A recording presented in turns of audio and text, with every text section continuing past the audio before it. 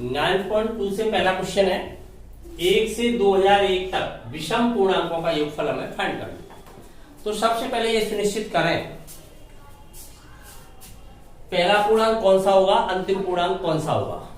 1 से, इसका मतलब आपने 1 को सबमिट किया है। 2001 तक, इसका मतलब 2001 भी सबमिट हो जाएगा। क्यों हो जाएगा? क्योंकि वो विषम पूर्णांक है। यदि ये विषम पूर्णांक नहीं होता तो सबमिट नहीं होता। ऐसे ही ये एक विषम पूर्णांक नहीं होता तो ये भी सबमिट नहीं होता। केवल उनके बीच में जो प्राप्त होते वो ही सबमिट होते, लेकिन यहाँ पर ये दोनों ही सबमिट हो जाएंगे। विषम पूर्णांकों में जो क्रमागत आते हैं कितने के अंतर से आते हैं? 1 के अंतर से आते हैं कि 2 के अंतर से आएंगे? बताओ। 1 के अंतर से तो पूर्णांक ही आते हैं। 1 के बाद 1 + 1 तब 2 आएगा, 2 + 1 तब 3 आएगा। लेकिन यहाँ पर विषम पूर्णांक आ गया है। 1 के बाद कौन सा विषम पूर्णांक आएगा? 3। 3 के बाद आएगा 5। कितने के अंतर से आ रहे हैं? 2 के अंतर से। तब सार अंतर क्या हो जाएगा? 2 हो जाएगा। क्लियर? तो लिखा है यहाँ पर पूर्णांकों को।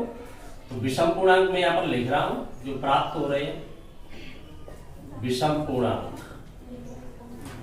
1 कॉमा लगा के लिख दो अनुक्रम के रूप में या श्रेणी के रूप में, योगफल एक ही बात। फिर इसके बाद क्या आएगा? 3 के बाद 5 के बाद 7। बहुत है, ऐसे चलते रहेंगे। एट लास्ट लिख रहा हूं मैं, कौन सा आएगा बताओ? 2001 ही आएगा। उससे भी पहले लिखोगे तो कौन सा आएगा? 1999। तो लास्ट आएगा आपका 2001। क्लियर? अब हमें योगफल फाइंड करना है।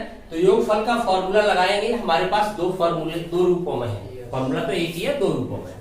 एक n/2 2a + n-1 × d है। तो एक है n/2 × a + l। तो यहाँ पर a + l का फायदा उठाया जा सकता है क्योंकि हमें लास्ट टर्म फाइंड हो रहा है। परंतु हमारे पास n नहीं है, हमें ये नहीं पता कितने पूर्णांक हैं। अर्थात समांतर श्रेणी तो बन चुकी है, समांतर श्रेणी में पदों की संख्या कितनी है। जब तक पदों की संख्या नहीं पता है तब तक हम योगफल फाइंड नहीं कर सकते हैं। तो सबसे पहले हमें क्या करना चाहिए? पदों की संख्या को फाइंड करना चाहिए। कैसे फाइंड करें? क्योंकि हमें लास्ट टर्म पता है। तो देखिए, क्योंकि यहाँ पर जो लास्ट टर्म है, माना n पद है, टर्म ऑफ n की वैल्यू है वो क्या है? 2001। क्लियर? टर्म ऑफ n क्या होता है? a + n-1 × d ये होता है। युगल क्या हो गया? 2001। a की वैल्यू आपको फाइंड हो रही है सीधी 1। n फाइंड करना है तुम्हें। d की वैल्यू आपको फाइंड हो रही है 2। t2 - t1। क्लियर? युगल 2001। सॉल्व करें आगे इसे तो हम देख रहे हैं 2n - 2 हो जाएगा। तो यहाँ पर 2n रह गया आपका, ये माइनस का 2 तो -1 बचेगा, उधर जाके ऐड हो जाएगा तो कितना हो जाएगा उधर? 2002। क्लियर? तो पदों की संख्या कितनी हो गई? 1001। अर्थात 1 से 2001 तक कितने विषम पूर्णांक होते हैं? 1001। क्लियर होगी बात यहाँ तक? अब हमें सम ऑफ n का यूज करना चाहिए, n/2 × a + l, क्योंकि हमें लास्ट टर्म फाइंड हो रहा है। l he term of n है। ठीक है? तो सम ऑफ कितना है? 1001। यहां पर आप लगाओगे 1001/2, a की वैल्यू 1 और ये आया है आपका लास्ट टर्म का मान 2001। ये आपका लास्ट टर्म है 2001। आगे सॉल्व करें। 1001 ध्यान देंगे यहाँ पर, ये भी क्या हो जाएगा? 2002 हो जाएगा। इनटू में कितना हो गया? 2002 डिवाइड बाई 2। 2 से डिवाइड करोगे तो 1001 टाइम्स से डिवाइड हो जाएगा। तो ये बना लेगा 1001 का whole square. Whole square open करना तुमने छोटी क्लासों में सीख लिया है। इस प्रकार के नंबर का होल स्क्वायर बिना गुणा किए हुए सीधा फाइंड कर लेते हैं। जब आपका जो प्रथम अंक है वो 1 है, लास्ट वाला अंक भी 1 है, तब मध्य में जितने शून्य है, मध्य में कोई अंक नहीं है, शून्य है, तो क्या करते हैं? इन दोनों को जोड़ के लिख दो। 2 फर्स्ट और लास्ट जोड़ के लिख दिया, 2 हो गए। कितने शून्य है, इधर भी लगाए, जितने शून्य है इधर भी लगाए, दोनों तरफ रखे, और 1 और 1 इतना आएगा, मल्टीप्लाई करने की जरूरत नहीं, इतना ही आएगा। क्लियर, फाइंड हो गया।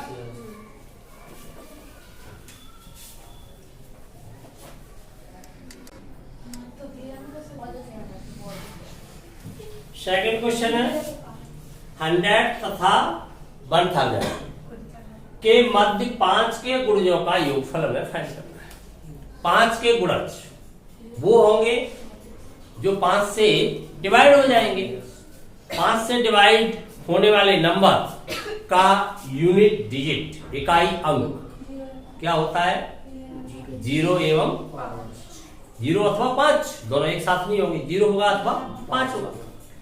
तो उनको यहाँ पर लिखिए। तो सबसे पहले कौन फाइंड होगा, यहाँ पर देखिए 100 को सबमिट नहीं करेंगे, क्योंकि हमसे कहा गया है 100 तथा 1000 के मध्य, बिटवीन 100 एंड 1000, उनकी मध्य में है। तब कौन सा आएगा पहला पद, बताओ। 105। जो गुणज आप लिख रहे हो यहाँ पर 5 के, वो गुणज कौन कौन से होंगे बताओ। 105। सबसे पहले आएगा 105, फिर 110, समझ में आ रही है बात, फिर 115, बहुत है, ऐसे चलते जाएंगे। एट लास्ट कौन सा होगा, 995 होगा, राइट,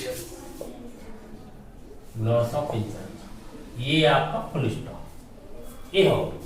अब हमें इनका योगफल ज्ञात करना है, तो वही समस्या हमारे सामने पुनः आ गई है। इनकी संख्या कितनी है, तो सबसे पहले हमें संख्या फाइंड करनी होगी, माना वो संख्या n है। वो कैसे फाइंड होगी, लास्ट टर्म के द्वारा। हमें लास्ट टर्म यहाँ पर फाइंड हो रहा है, तो यहाँ पर लिखेंगे since term of n equal 995। Term of n क्या होता है, a plus n minus 1 into d equal 995।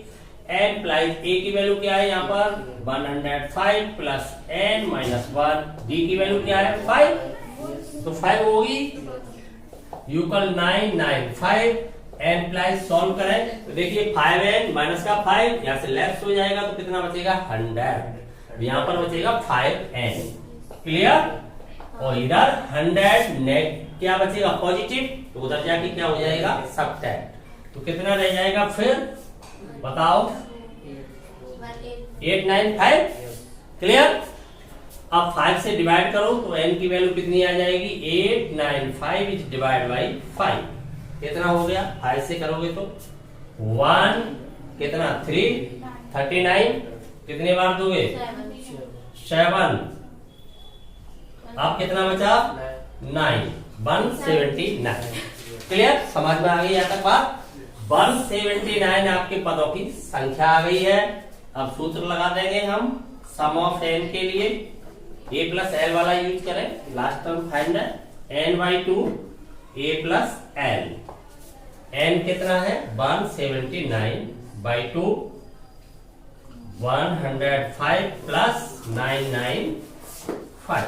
Clear, देखिए कितना हो गया, ऐड हो गई 179 मल्टीप्लाई 0 और कैरी 1, फिर 0 और कैरी 1, कितना हो गया अपॉन 2 से डिवाइड करोगे 179 इंटू 550। क्लियर, ये मल्टीप्लाई आपको फाइंड करना है, कितना आया ये multiply, sum of n equal कितना आया 98450। तो ये फाइंड होगा आपको 100 तथा 1000 के मध्य 5 के गुणजों का योग। क्लियर,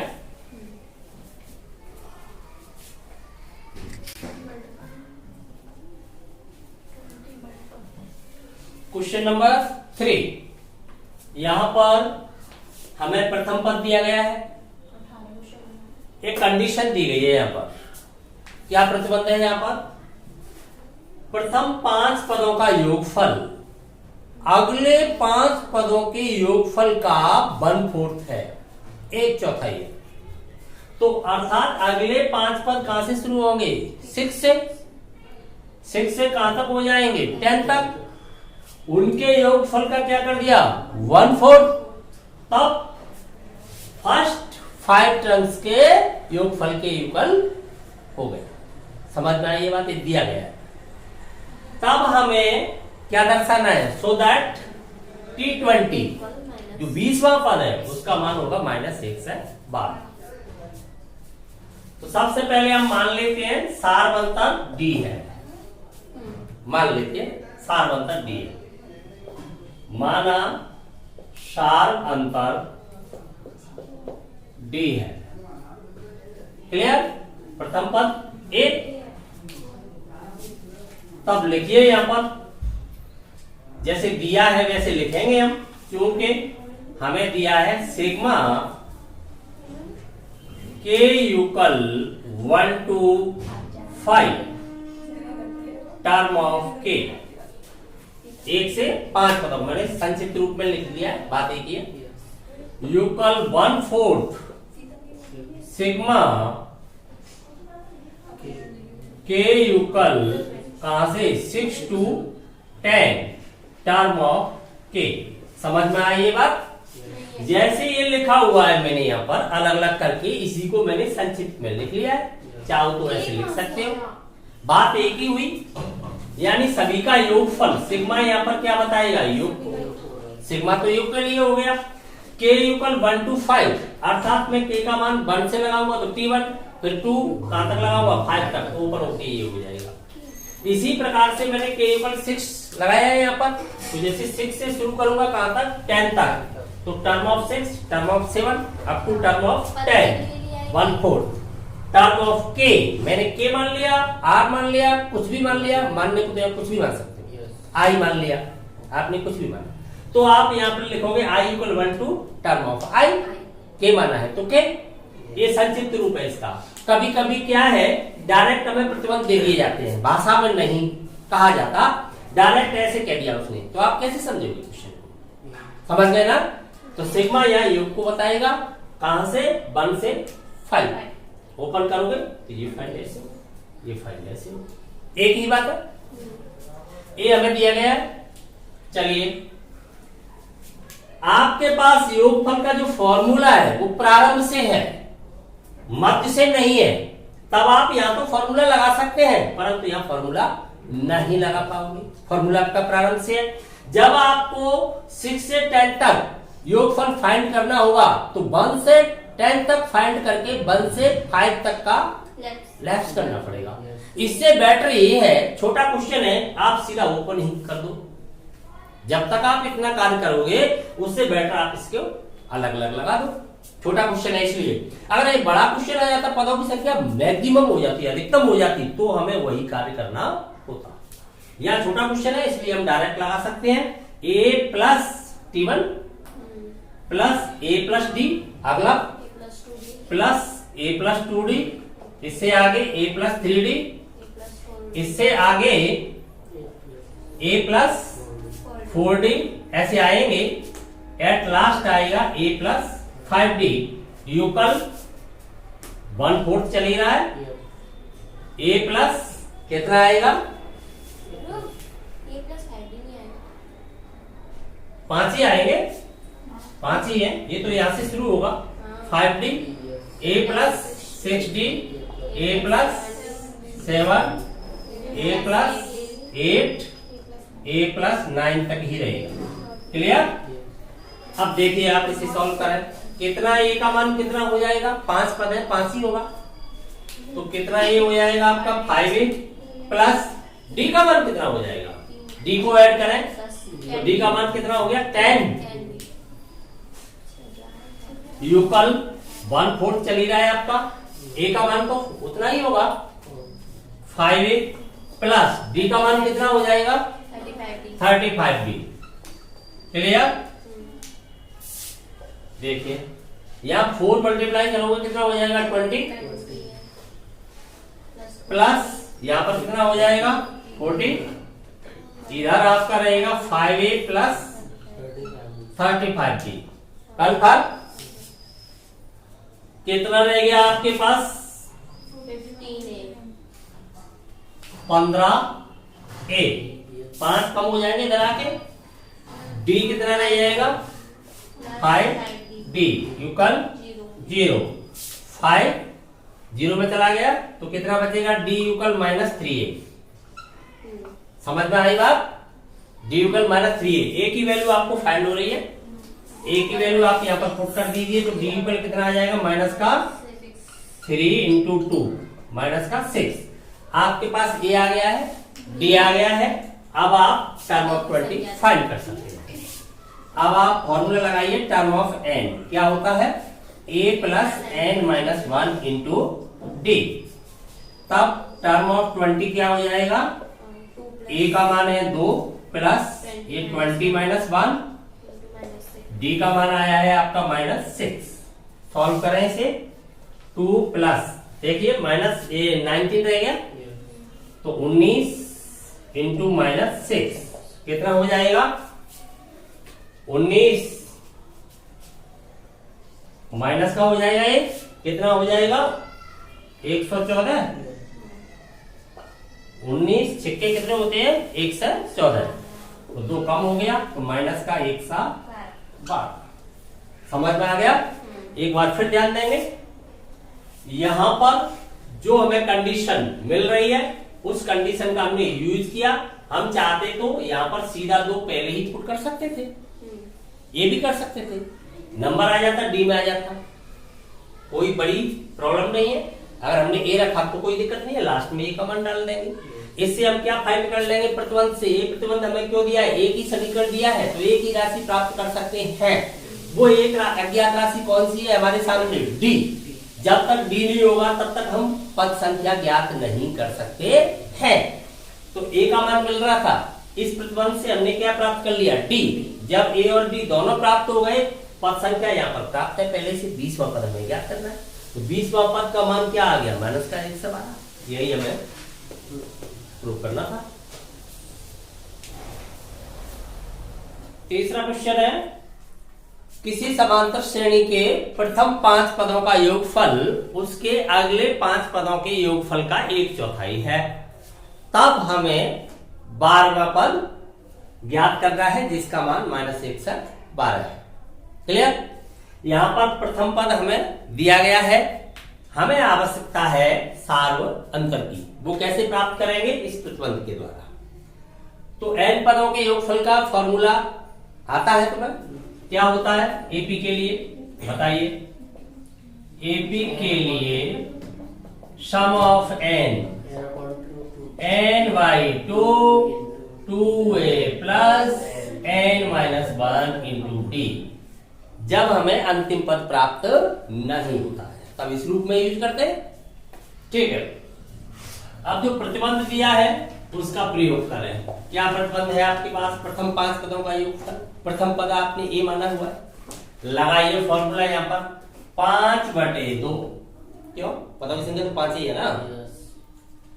2a, चाहे तो ए का मान लास्ट में डालना है कैलकुलेशन के बाद, चाहे अभी से लगाए, बात एक ही है।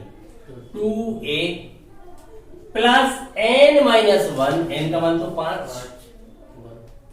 4d रह गया फॉर्मूले के अनुसार, 5 - 1 किया आपने। क्लियर? इतना हो गया प्रथम 5 पदों का योगफल। योगफल 1/4 किसका? 1/4 अगले 5 पदों का। मैंने आपको बताया था ये फॉर्मूला है वो कहां से है? प्रारंभ से। आप अगले 5 पदों का योगफल ले रहे हो तो प्रारंभ कहां से हो गए? 6वें पद से। श्रेणी कहां से प्रारंभ हो जाएगी? 6वें पद से। तो 6वां पद ही उस समय प्रथम पद का कार्य करेगा। समझ में आने बात? अन्यथा आपको प्रथम पद से 10वें पद तक फिर सब्ट्रैक्ट करना पड़ेगा 6वें पद से 10वें पद तक, तब तो बचता है 1 से 5। अगर 1 से 5 सब्ट्रैक्ट कर दोगे तब बचेगा आपके पास 6 से 10 का योग। तो इससे बेटर क्या है? आप 6वें पद को प्रथम पद बनाते हैं। क्लियर? तो यहां पर प्रथम पद कौन सा बनेगा? पदों की संख्या तो 5 ही है, n/2 तो वही रहेगा, अगले 5 पद है। परंतु प्रथम पद छठवां पद बनेगा जो क्या हो जाएगा T6, जिसकी वैल्यू हो जाएगी a plus 5d। Term of n जानते नहीं, yes a plus n minus 1 into D होता है टर्म ऑफ। जब मैं यहाँ पर 6 डालूंगा छठवां पद तो a प्लस 5d नहीं बनेगा, यस ये बन जाएगा a प्लस 5d। लेकिन 2 फॉर्मूला है ना 2a, a के स्थान पर a प्लस 5d डाला जा रहा है तो a प्लस 5d वो तो 4d ही रहेगा, पदों की संख्या तो 5 ही है। क्लियर, ये बात समझ में आ गई। यहाँ से आगे सॉल्व करें, 5/2 5/2 लेफ्ट हो गई, आपके पास बचा का 4 बचा हुआ है यहाँ पर, यहाँ से 2 को कॉमन ले लोगे आप तो 8 हो जाएगा। क्या बचेगा आपके पास a प्लस 2, समझ में आ गई बात, मल्टीप्लाई कर दिया मैंने साथ ही 4 साथ, ठीक है। इधर 2d, हाँ d बचेगा a प्लस 2d। इधर क्या बचा आपके पास, ये फैक्टर पूरा यहाँ से गया, यही बचा हुआ है, मल्टीप्लाई कर दो अंदर तो कितना हो जाएगा 2a प्लस 10 यहाँ से आएगा, 4 यहाँ से आएगा, कितना हो जाएगा 14d। क्लियर, सॉल्व करो इसे तो देखिए 8a 2a कितना ही रहेगा 6a, d कितना हो जाएगा 16 यहाँ से हो गया, 14 वहां से हो गया, कितना बचेगा 2d। तो इधर ही रख लू मैं d को, तो 2d a उधर भेज रहा हूं 8, कितना बचेगा 6 माइनस का a, 6a के पदों में बचेगा। अब देखिए यहाँ से d यूकल क्या आ गया माइनस का 3a, a की वैल्यू आपको प्राप्त है तो d की वैल्यू क्या हो जाएगी 3 इंटू 2, a की वैल्यू 2 है, कितना आ गया माइनस का 6, फाइंड हो गया। अब आपको d फाइंड हो रहा है, a फाइंड हो रहा है, कोई टर्म ऑफ 20 फाइंड कर सकते हो तो अब फाइंड कर लो टर्म ऑफ 20। ये फॉर्मूला है ही आपका टर्म ऑफ n का, क्या हो जाएगा 20 a के स्थान पर आपको 2 प्लस 19 रह जाएगा ही इंटू d की वैल्यू कितनी आई है माइनस 6, 2 प्लस वो माइनस हो जाएगा प्लस माइनस कितना हो जाएगा 114, 19 छक्के 114, कितना बचेगा माइनस का 112। यही प्रूव करना था ना आपको, समझ में आ गई बात पूरी, ठीक है।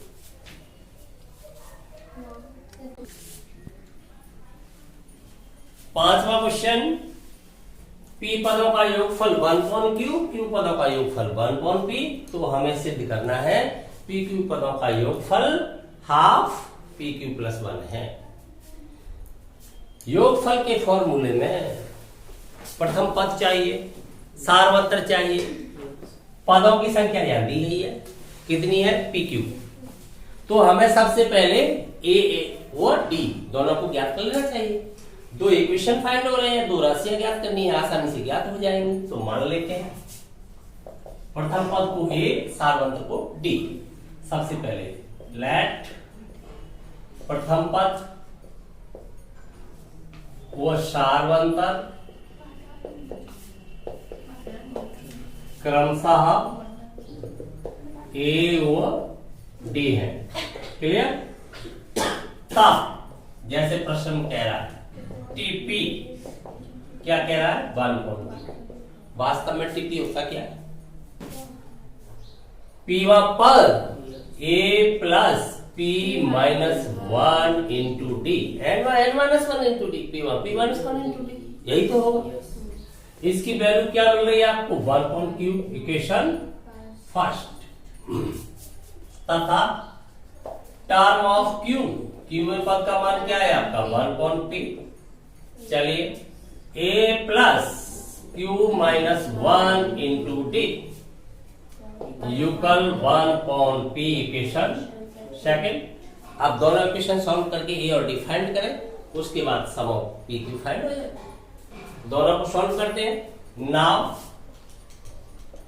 हम क्या करते हैं 1 माइनस 2, समीकरण 1 से 2 को घटाते हुए सब्ट्रैक्ट करते हुए क्या प्राप्त होगा, a से a लेफ्ट हो जाएगा सीधा।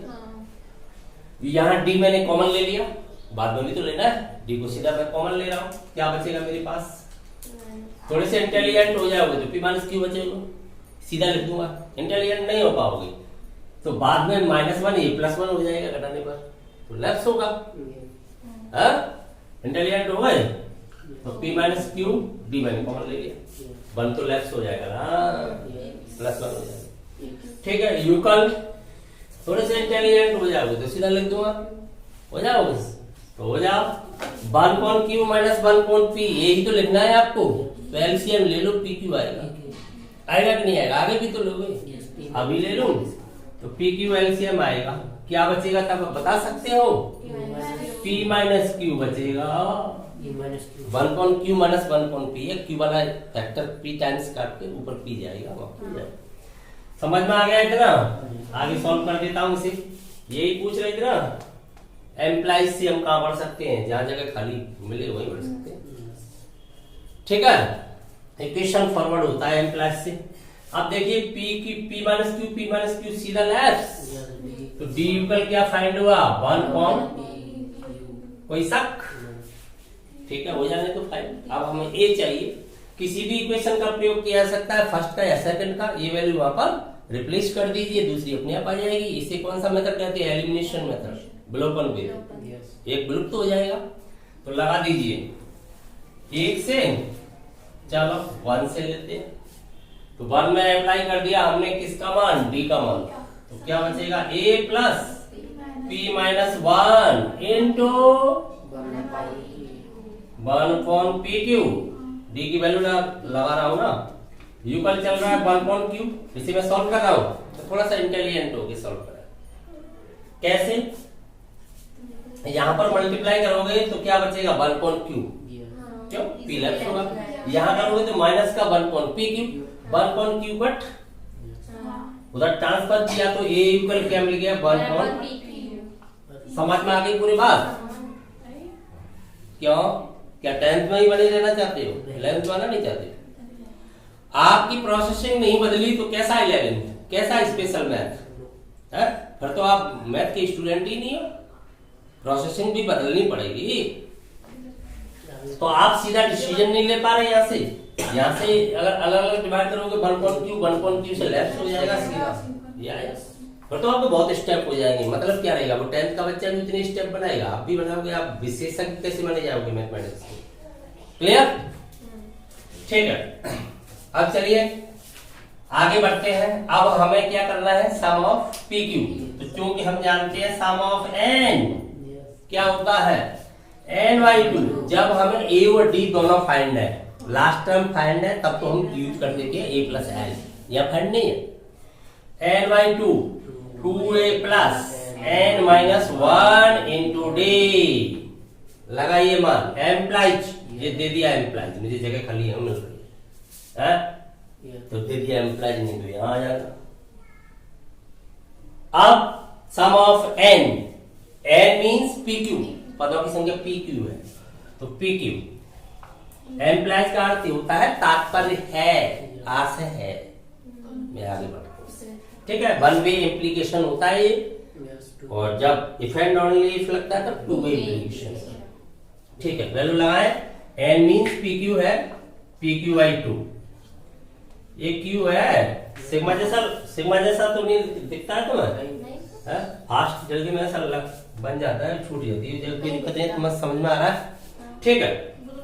2a, a की वैल्यू क्या आई है, लगाइए, 1 अपॉन pq है ना, 1 अपॉन pq आपने पुट कर दिया, प्लस pq माइनस 1, pq पदों की संख्या है, इंटू d की वैल्यू भी तो यही आई है, 1 अपॉन pq, समझ में आ गई बात, आगे बढ़िए, एम्प्लाइज, ये लिखना पड़ेगा, एम्प्लाइज नहीं लगाओगे तो सीधा सम ऑफ pq को रोकने दो, आगे बढ़, जब एम्प्लाइज लगाओगे तो आपको लिखना पड़ेगा, इक्वेशन फॉरवर्ड होता है, एम्प्लाइज लगा दिया तो इक्वल आएगा, दो पद भी दिखाई देंगे, अगर मैंने एम्प्लाइज नहीं लिया, मैं आगे सीधा बढ़ रहा हूं, बढ़ सकता हूं, अब ये नहीं लिखूंगा, वन साइड चलेगी, राइट चलेगी, समझ में आ गई बात। अब कैलकुलेशन कर रहा हूं, तो ये तो चल ही रहा है आपका pq/2, बाहर चल रहा है, अब अंदर देखें आप, 2 अपॉन pq,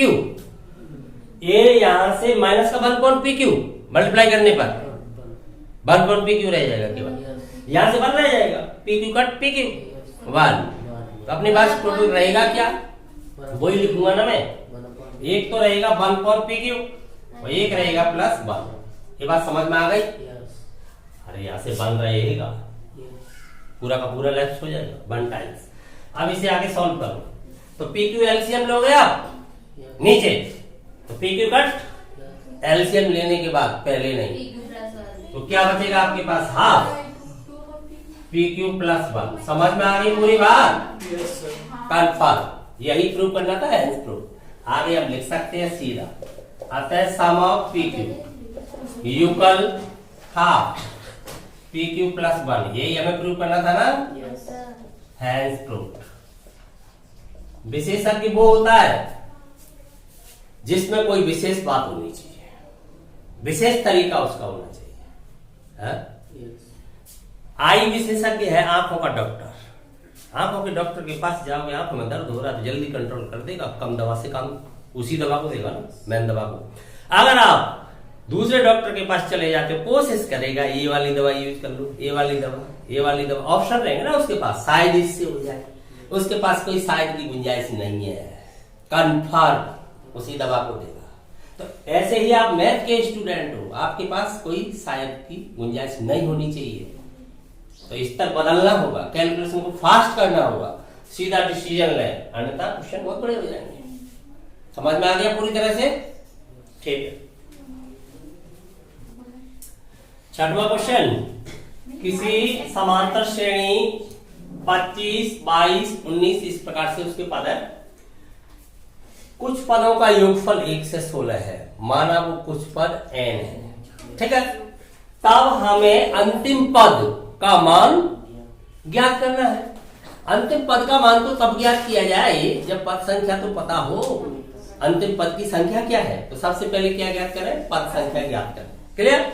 ए मिल रहा है आपको, डी मिल रहा है, यहाँ पर सम ऑफ n दिया गया है, उसका यूज करें। सम ऑफ n आपने मान लिया अंतिम पद n पद है, ठीक है। सम ऑफ n इक्वल क्या फॉर्मूला लगाओगे? l वाला तो लगा नहीं सकते, लास्ट पद तो मिल ही नहीं रहा है आपको, तो वही लगाना पड़ेगा n/2 2a plus n-1 into D. Sum of n, ये तो फाइंड हो रहा है, यहाँ पर 1 से 16 दिया गया है, लगा दीजिए इसका मान, ये तो आपको फाइंड ही करना है। n/2 2a का मान आपको मिल रहा है 25, n तो आपको फाइंड ही करना है।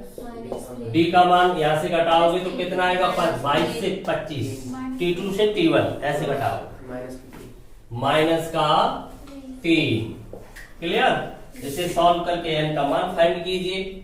2 से मल्टीप्लाई करोगे कितना हो जाता है? 232, 232 ही होगा। इधर n ये चल ही रहा है, यहाँ से देखिए माइनस का 3n आएगा कि नहीं आएगा, और प्लस का 3 आएगा, 53, तो माइनस का तो 3n आया, प्लस के 3 ऐड कर दो ना सीधे 50 में, कितना हो जाएगा? 53 हो जाएगा। आगे सॉल्व करो इसे, तब देखिए ये कितना हो गया आपके पास, इधर ले आओ 3n इसका,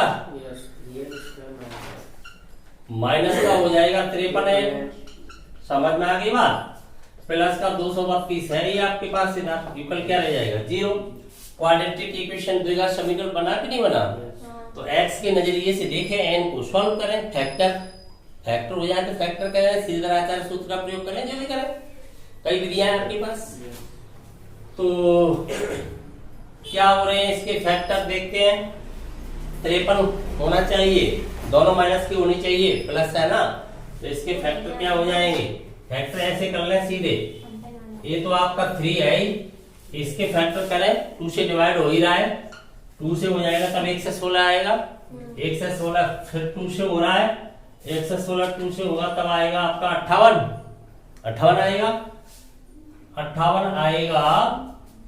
तो ये तो 2 से 216 58, फिर 58 भी 2 से हो जाएगा 29, अब नहीं होगा, इससे एडजस्ट करोगे आप, यही तो हो गया। अब इससे एडजस्ट करना है आपको 53 में, तो कैसे एडजस्ट होंगे? एक तो 29 ही होगा, एक होगा 2 दूनी 4, 4 दूनी 8, 8 3 24, 24 प्लस 29 हो गया। तो 24 और 29 दोनों लेने पड़ेंगे आपको नेगेटिव, तभी तो होगा। तो ये हो जाएगा 3n स्क्वायर माइनस का 24n माइनस का 29n हो गया 29, मल्टीप्लाई तो वो सेट ही किया है हमने बाहर से फैक्टर से, प्लस 232 इक्वल 0। ठीक है, क्या कॉमन आ रहा है दोनों से 3n, क्या बचेगा आपके पास n माइनस 8 टाइम्स नहीं आएगा 3 से, यहां से माइनस का 29 वो तो आएगा ही क्योंकि फैक्ट्री है उसका। यहाँ पर क्या बचेगा n, ये नेगेटिव हो जाएगा, वो तो ऑटोमेटिक वही आएगा, तुम्हारा टेंशन नहीं है, ऑटोमेटिक वही आएगा, एडजस्ट ही किया है उससे। ठीक है, अब देखिए क्या आ जाएगा यहाँ से n माइनस 8, यहाँ पर रह जाएगा 3n माइनस 29 इक्वल 0। तो यहाँ से n की दो वैल्यू फाइंड हो रही हैं, एक तो हो रही है 8 और एक हो रही है 29/3। हाँ 3, 29/3, 29/3 फ्रैक्शनल नंबर हो गया, अरे डेसिमल नंबर हो गया, दशमलव में जा रहा है, तो ये तो हो ही नहीं सकता n का मान। क्यों? n क्या है? पद संख्या है, पद संख्या है। किसी के परिवार में बच्चों की संख्या क्या हो सकती है? ऐसे ही पदों की संख्या है, संख्या है ना, नंबर है ना, काउंटेबल नंबर, नेचुरल नंबर है। किसी के परिवार में बच्चों की संख्या 3.4 हो सकती है, 3.4 बच्चे हैं, नहीं हो सकती ना, तो डेसिमल नंबर नहीं हो सकता, तो फिर ये तो हो ही नहीं सकता। n का मान क्या हो सकता है? 8 हो सकता है। यहां आप लिख दोगे सीधा n इक्वल 29/3, संभव नहीं,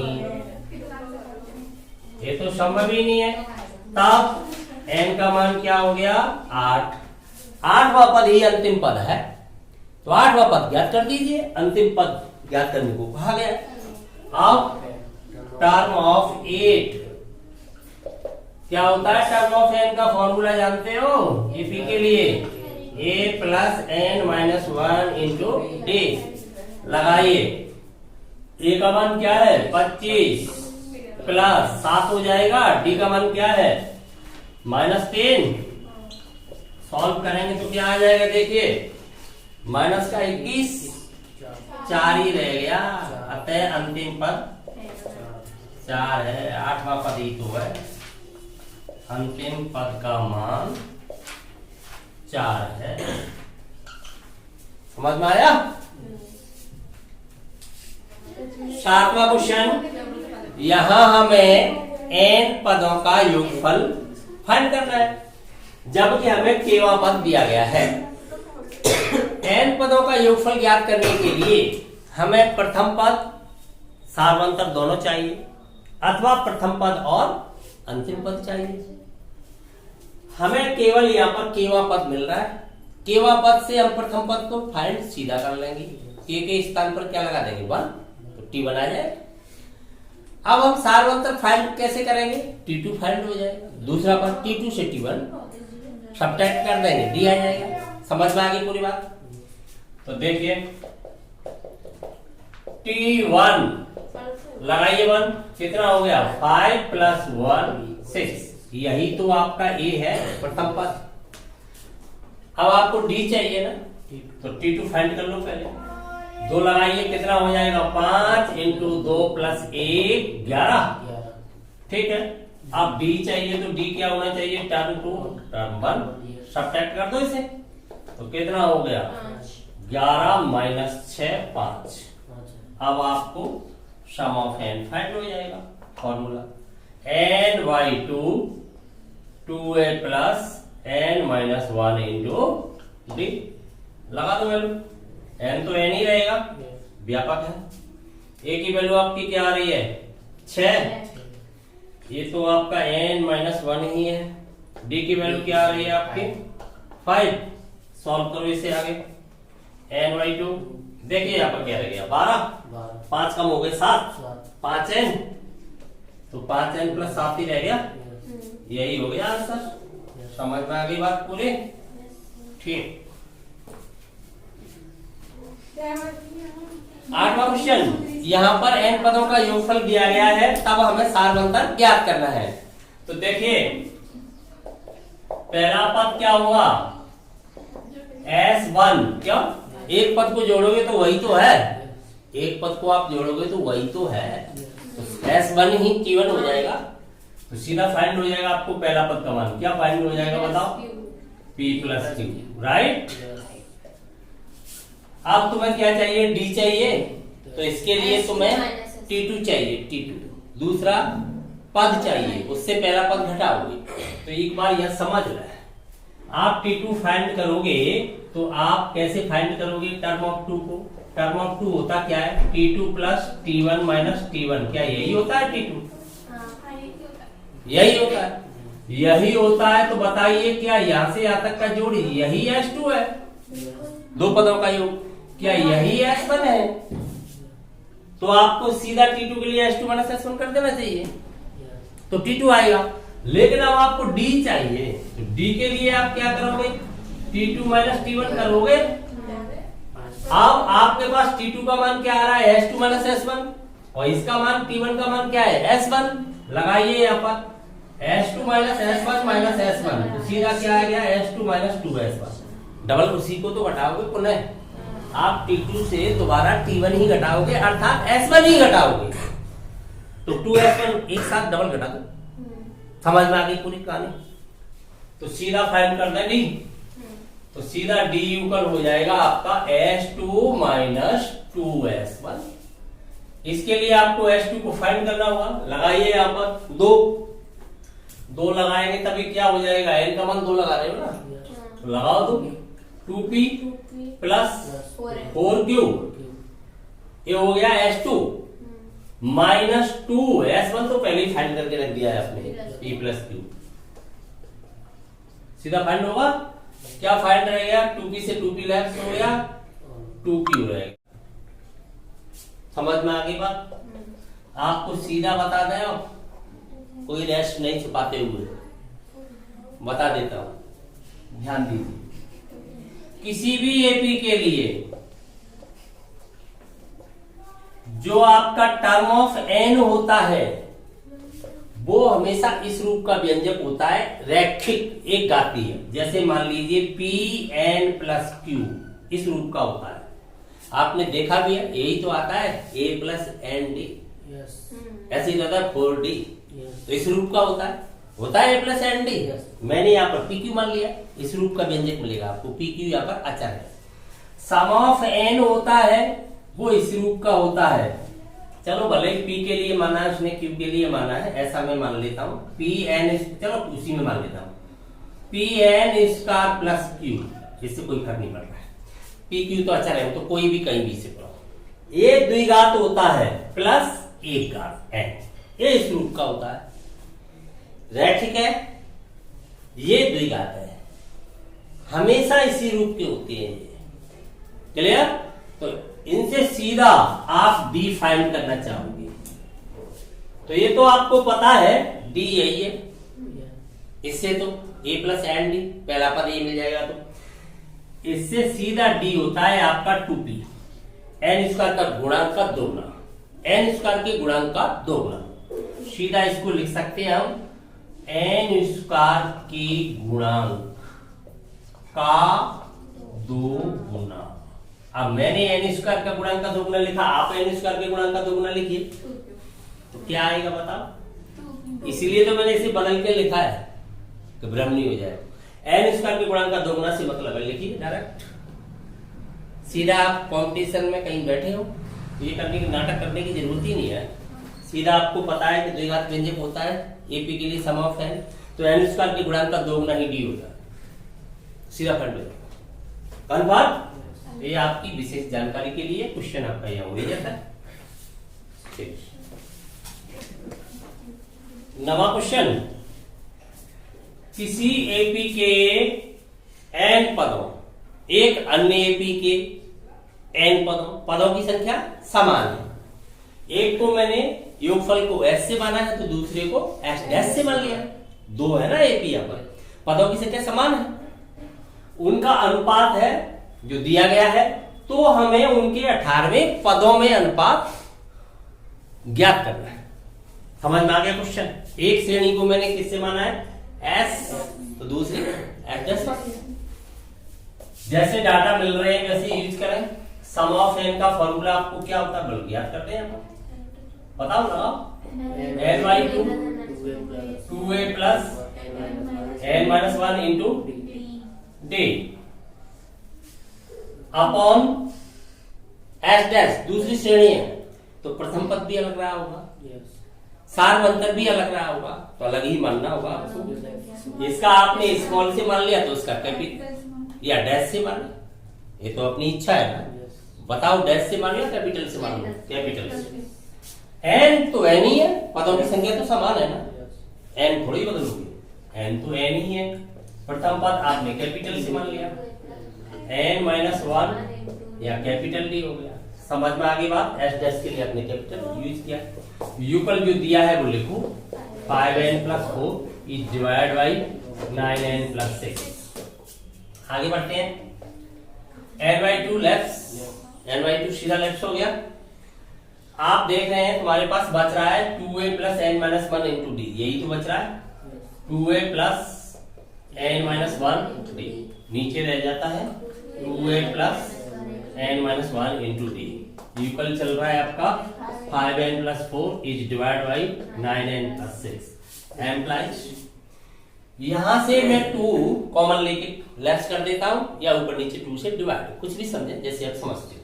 तो क्या बचेगा आपके पास a plus n minus 1 by 2, नीचे भी क्या रह जाएगा कैपिटल, ये नीचे कैपिटल डी, हाँ ये बचेगा आपके पास a plus n minus 1 by 2 capital D equal, यहां पर तो कुछ किया नहीं मैंने, तो ऐसा ही रहेगा 5n plus 4 upon 9n plus 6। यहां तक समझ में आया।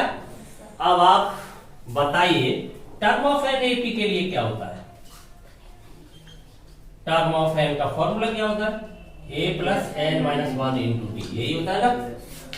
तो आपको टर्म ऑफ 18 क्या होना चाहिए, a प्लस 17d, 17 होना चाहिए कि नहीं होना चाहिए, डी का 17 होना चाहिए, बड़ा 17 होना चाहिए। तो इससे 18वां पद तभी बनाया जा सकता है जब यहाँ पर 17 हो, 18वां पद बन जाएगा। तो 18वें पद के लिए, टर्म ऑफ 18 के लिए, 18वें पद के लिए कुछ भी लिखो, टर्म ऑफ 18 के लिए क्या होना चाहिए, n माइनस 1 बाई 2 बराबर होना चाहिए 17। इस जगह पर 17 होना चाहिए कि नहीं, तो इससे n की वैल्यू आ जाएगी आपकी, n इक्वल कितना आ जाएगा 35। तो n इक्वल 35 लगाइए दोनों ओर, क्योंकि समीकरण में दोनों ओर चर के स्थान पर कुछ भी रखा जा सकता है, इस समीकरण का नियम है। तो दोनों ओर में क्या लगा रहा हूं, n इक्वल 35 इक्वेशन, तो n इक्वल 35 रखने पर ये मैंने फाइंड कर लिया कि मुझे कितना रखना है, n का मान 35, क्यों 18 पद चाहिए, 17 होना चाहिए वहां। तो तब क्या हो जाएगा बताओ, तब आपका ये डायरेक्ट a प्लस 17d और नीचे हो जाएगा a प्लस 17d और यहां पर हो जाएगा 5 इंटू 35 प्लस 4 और ये हो जाएगा 9 गुणा 35 प्लस 6, गुणा तो मुझे आती नहीं, बता देना। ये हो जाएगा टर्म ऑफ 18, हो गया कि नहीं, और ये हो गया टी डैश ऑफ 18, दूसरी श्रेणी का 18वां पद। 35 5 का गुणा करके 4 जोड़ दो, कितना हो गया 179 is divide by 321। That's all, यही फाइंड करना था ना। रेशियो फॉर्म में लिख दें, फ्रैक्शनल फॉर्म में भिन्न रूप को अनुपात रूप में कैसे लिखोगे आप, टर्म ऑफ 18 अनुपात टर्म ऑफ 18 डैश इक्वल 179 321। समझ में आया। 10वां क्वेश्चन, P पदों का योगफल Q पदों के योगफल के बराबर है, तब हमें P प्लस Q पदों का योगफल ज्ञात करना है। योगफल ज्ञात करने के लिए क्या आवश्यकता है आपको, प्रथम पद एवं सार्वंतर की। अब कहां से मिलना चाहिए वो दोनों का मान, यहां से नहीं मिल सकता, क्यों, इक्वेशन तो एक ही है, राशियां दो अज्ञात हैं, तो हो सकता है ऐसा कोई प्रतिबंध मिल जाए जिससे हमारा काम चल जाए। चलिए पहले कोशिश करते हैं। सम ऑफ P, क्या फॉर्मूला होना चाहिए, P by 2 2a plus P minus 1 into D. अब तो इंटेलिजेंट हो गए तो ये क्या होना चाहिए QI2 2A plus Q minus 1 into D. थोड़ा सा स्पीड मेंटेन कर ही लोगे, कोई दिक्कत नहीं। 2 से 2 लेफ्ट हो गया सीधा। थोड़े से इंटेलिजेंट हो जाओगे तो हो जाओ। 2A मैंने कॉमन ले लिया, क्या बचा P माइनस Q। क्यों 2A तो मैंने कॉमन ले लिया ना, समझ गए ना अल्लाह के। उधर देखिए D मैंने कॉमन ले लिया तो क्या बचा। अब इंटेलिजेंट ही हो गए तो सीधे बता दो ना, D मैंने कॉमन ले लिया तो कैसे इंटेलिजेंट हुए तो बता नहीं पा रहे। आप देख नहीं पा रहे, D में कॉमन ले लूंगा तो यहाँ से मल्टीप्लाई में जाएगा, ये सब कट फिट के लास्ट में आएगा। तो थोड़ा सा स्टेप ले रहा हूँ, इतने इंटेलिजेंट हो नहीं पाएगा। तो यहाँ से P ये मल्टीप्लाई करेगा, इसमें उधर जाएगा। पहले उधर वाला लिख रहा हूँ मैं, D मैंने कॉमन ले लिया था तो समझ गए। तो यहाँ से Q मल्टीप्लाई करेगा, हाफ तो आपका लेफ्ट हो गया है, Q मल्टीप्लाई करेगा। यहाँ पर क्या आएगा आप बोलिए, Q स्क्वायर माइनस Q। आप तो समझ गए। ये इधर से जाएगा तो साइन चेंज हो जाएगा, तो माइनस P स्क्वायर हो जाएगा प्लस P हो जाएगा। तो माइनस का तो हो जाएगा P स्क्वायर, प्लस का हो जाएगा P। कॉमन में ले रखा है P। अब आगे समझ, आगे बढ़ते हैं। P minus Q 2A equal. अब यह ध्यान देना, Q square minus P square ये मैंने एक साथ लिख दिया। आगे माइनस का Q प्लस P, कोई शक, इससे तो कोई दिक्कत नहीं है, ठीक है। P minus Q 2A common में चल ही रहा है। ये आपको क्या दिख रहा है, सिग्मा सही दिख रहा है। Q हाँ बना रहने दो, एक आप तुम समझ पा रहे हो। इसके फैक्टर करोगे, 8th क्लास में पढ़े हुए हैं आपने, X square minus Y square. एक बार ऐड एक बार सब्ट्रैक्ट, समझ में आ गई बात। ये माइनस कॉमन लोगे तो क्या बचेगा Q minus P। Clear. P minus Q common में क्या चल रहा है 2A। यहां से P माइनस Q कॉमन ले रहा हूं। आप कहोगे Q माइनस P कॉमन आ रहा है, मैं P माइनस Q ले लूं तो क्या हो जाएगा, Q माइनस P लूं तो क्या हो जाएगा, कुछ नहीं। आपकी समझ की बात है, माइनस चला जाएगा साइन। नहीं समझ पा रहे तो आप Q माइनस P ले लें। बताओ क्या बचेगा, Q प्लस P माइनस 1। अब तो खुश, ये बचेगा।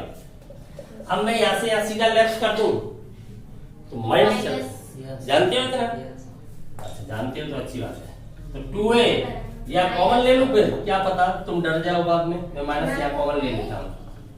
Q minus P into 2A। अब तो खुश, यहां से क्या हो जाएगा Q minus P, P plus Q minus 1 into D। चलिए अब तो सीधा बताओगे, यहां से लेफ्ट हो गया सीधा, क्या बचेगा 2A इक्वल या माइनस 2A, कुछ भी लिख लो, माइनस 2A लिख लो equal P plus Q minus 1 into D। एक प्रतिबंध आपको प्राप्त हो जाता है। इसका यूज करेंगे आगे, आवश्यकता पड़ेगी तब, ठीक है। चलते हैं आगे, हमें जो फाइंड करना है वो फाइंड करना है। अब हमें फाइंड करना है sum of P plus Q पदों का योगफल चाहिए हमें। लगाइए, P प्लस Q पदों की संख्या तो यही है by 2 into 2A plus P plus Q minus 1। n के स्थान पर पदों की संख्या P प्लस Q है, लगा तो दिया माइनस 1 इंटू D, यही तो फॉर्मूला हुआ। n के स्थान पर P प्लस Q पदों की संख्या देखिए वहां पर दिया गया, ठीक है। आगे सॉल्व करें इसे, ये तो चल ही रहा है P प्लस Q बाई 2। यहां पर 2A का मान या इस फैक्टर का मान देख लो, वहां पर देखो P plus Q minus 1 into D की वैल्यू क्या है, माइनस 2। लगा दो, तो ये तो 2A है और ये माइनस 2A है। आप जानते हो 2A से और 2A सब्ट्रैक्ट कराएंगे तो क्या बचेगा, 0 बचेगा। और 0 सब में मल्टीप्लाई करेगा, टोटल क्या हो जाएगा, खुदा पाठ निकली, ये आ गया, ठीक है। क्वेश्चन नंबर 11, यहाँ पर हमें AP के P Q R पदों का योगफल दिया गया है।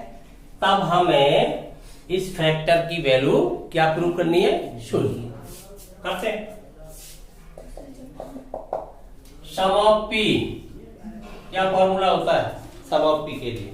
p/2 2a प्लस, अब आप देखिए यहाँ योगफल का मान ए दिया है, ए मान लोगे तो थोड़ी समस्या हो सकती है आपको, तो कैपिटल मान लेता हूँ हट के, समझ गया ना? तो यहाँ पर मैं क्या मान लेता हूँ कैपिटल, जिससे ये प्रथम पद नहीं है ना, ये वाला ये तो पी पदों का योगफल दिया गया है, तो समांतर श्रेणी का प्रथम पद आपने ये मान लिया, वो साइड में मैं लिख दूंगा अभी, ए प्लस पी है ना पदों की संख्या, पी पदों का, p-1 इंटू डी को भी कैपिटल मान लेता हूं, दोनों ही कैपिटल मान लिए मैं, ये हो जाएगा। इसकी वैल्यू आपको क्या फाइंड हो रही है? ए, इक्वेशन फर्स्ट, समझ में आ गई? Sum of q/2 2a plus q-1 into D, equal क्या लिया है? B. Third sum of R पदों का योगफल r/2 2a plus r-1 into D, equal क्या लिया है? Equation third. ये समझ में आ गया?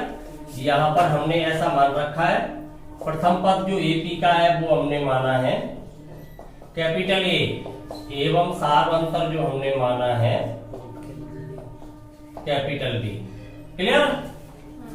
चलिए, ये आपको 3 समीकरण फाइंड हो गए। यहां से ए बी सी की वैल्यू फाइंड करके सीधा वहां पुट अप करते हैं, लेफ्ट लेकर राइट आ जाएगा। आप टेकिंग लेफ्ट हैंड साइड, क्या है लेफ्ट हैंड साइड? ये है, तो लेफ्ट हैंड साइड में हम क्या कर रहे हैं? ए बी सी का मान लगा रहे हैं। ए का मान क्या है? ये रहा, बी का मान ये, सी का मान ये, लगाइए वैल्यू। तो ए का मान ये लगाओगे तो देखिए, लगाएंगे तो क्या हो जाएगा? p/2, p पहले से है वहां पर, ये q-r पहले से है वहां पर, ये फैक्टरी आप लगाओगे, मल्टीप्लाई में आ जाएगा 2a plus p-1 into D. समझ में आ गया? आगे बढ़िए, यहां पर लगाओगे तो देखिए q/q पहले से है वहां पर, ये फैक्टर हुआ है वहां पर r-p, ये मल्टीप्लाई में आ जाएगा, तुम लगा रहे हो तो 2a plus q-1 into D.